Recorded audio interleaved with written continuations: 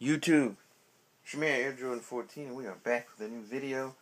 There's a box sitting on top of the Jumpman table, so you know what's happening. We got another episode of Footwear Recap, and judging by the box, some of you probably may have an idea of what it is, but let's just go ahead and jump right into it. Alright, doing a little bit different here. You can see, I'll try to zoom in so you can hopefully see it. Make sure we have the Air Jordan 6 infrared pack, colorway, multicolor. The code is 398850. Color code is 901. So what we have here is the Air Jordan infrared pack, and I'm gonna go kind of give you a brief recap of it. These came out in the early part of summer of 2010. I had just kind of gotten back into the sneaker world, and basically what it featured was the two infrared 6s that released back in the day. So you had the white infrared 6s, which had never been retroed up until this point, and the black infrared 6s that came out in 2000. Now, you had some people who were kind of upset about this because a few weeks prior to this pack being released, the white and varsity red 6s came out, which I have around here somewhere. I'm not going to pull them out. And the black and varsity red 6s came out the week after, I believe, and looked very similar. And a lot of people were kind of upset, feeling they had got duped by spending the money, on those particular shoes, which the colors were actually very, very similar, and then turn around and drop the pack a couple weeks later. I actually got these before I think I got them before I got the white and red 6s. I never could get the black and red 6s. I was just gonna play in them anyway.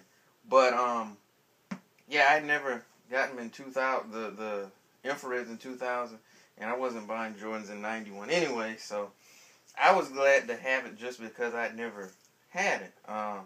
An infrared. There are really too many Jordan 6s, period.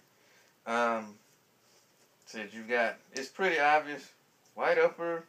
The infrared on here is not that great a version of a color, but I've discussed that on another video, so I'm not going to do that here. But you know, you can see the 2 and the 3, and there's that on. There's your outsole. I've actually only worn these a couple times, so the bottom still looks relatively good. Here's your Jumpman in the air. No Nike, but hey, I don't get caught up over stuff like that. And here's your black one. Same thing, but instead of leather, you've got a nubuck upper, which of course isn't like the Durabuck on the originals or the 2000 retros. There's that. And that. And there's your back of the shoe.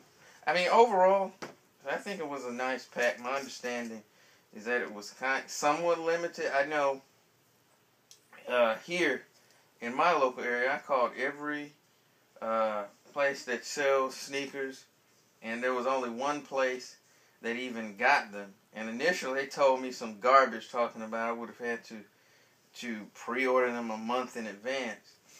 Well, sometimes things work out, and I actually ended up getting my pack on sale. So I actually got these for below retail. So that was pretty cool. And it's kind of in your face to these sneaker shops out here that be doing some old shiesty boo-boo type stuff. So, one last thing before I end this episode of Footwear Recap. With these, some people call them electrostatic bags, but it's like a semi-opaque plastic here, and both of the bags come in it, and I'm going to come up so you can kind of see it real quick. I know on the camera you probably won't be able to make out the words, so I'll read them to you. It says, February 1991, MJ wears the Air Jordan 6 to the promised land as he finally wins his first championship, earning both regular season and finals MVP along the way. This coveted infrared Air Jordan 6 features a Jordan debut inner booty, signature tongue pull slots, visible air, and a confidence style that perfectly complements Michael's new ring. So that this is a bag, like I said, that they come in, which is pretty cool, I guess. It has a slight adhesive strip right here, and when you first get them, they're sealed up, and you can kind of seal them up. But after you take them out a few times, the adhesiveness goes away, and then you've just got a bag. But like I said, overall, I thought the pack was pretty cool. I'm a sucker for packs anyway, but I like the shoe. I didn't get any of them back in the day, so it's nice to at least have a pair of infrareds in the collection. So I thought this was a pretty good pack as far as Jordan packs go. It's one of my personal favorites. So this concludes Footwear Recap, the look back at the Air Jordan Infrared Pack. So this is your man Air Jordan 6 signing out, wishing everyone peace, love, and soul.